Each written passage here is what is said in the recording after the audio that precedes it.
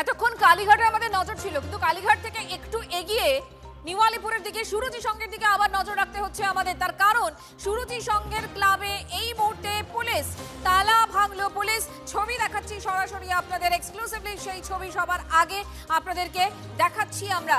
সুরুচি সংঘ club, সেই ক্লাবে এই মুহূর্তে পুলিশ। ঠিক কি ঘটছে সুশোভন আমাদের সঙ্গে রয়েছেন। সুশোভন,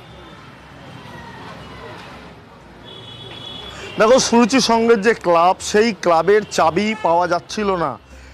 স্বরূপ বিশ্বাসকে সঙ্গে ভেতরে নিয়ে যাওয়া হয়েছিল, কিন্তু সেই চাবি কোনোভাবেই পায়নি কলকাতা পুলিশ। নিউ আলিপুর থানা তদন্তকারী আধিকারিকরা তারা এসছিল, পায়নি।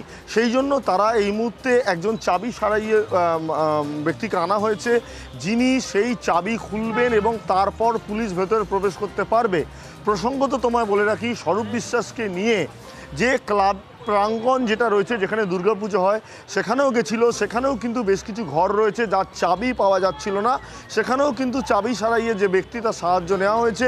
বর্তমানে যে ক্লাব, সেই ক্লাবেও কিন্তু সেই ব্যক্তি সাহায্য নেওয়া হচ্ছে। তুমি দেখতে পাচ্ছ দুজন কিন্তু সেই কাজে হাত লাগিয়েছে এবং যে একেবারে চাবি, যেই একেবারেই আমি চিত্র সাংবাদিক পিকুকে বলবো তোমাকে একবার দেখানোর জন্য, যে দেখো এই দেখো লেখাই রয়েছে নিউ আলিপুর সুরুচি সংঘ।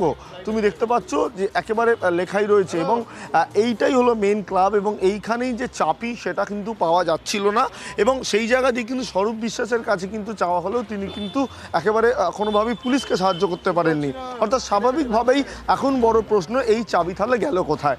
আর এই চাবি পাওয়া যায়নি বলেই কিন্তু পুলিশ ইতিমধ্যেই চাবি সারাইয়ার এক ব্যক্তিকে এনেছেন, যিনি কিন্তু সেই যে চাবি তৈরি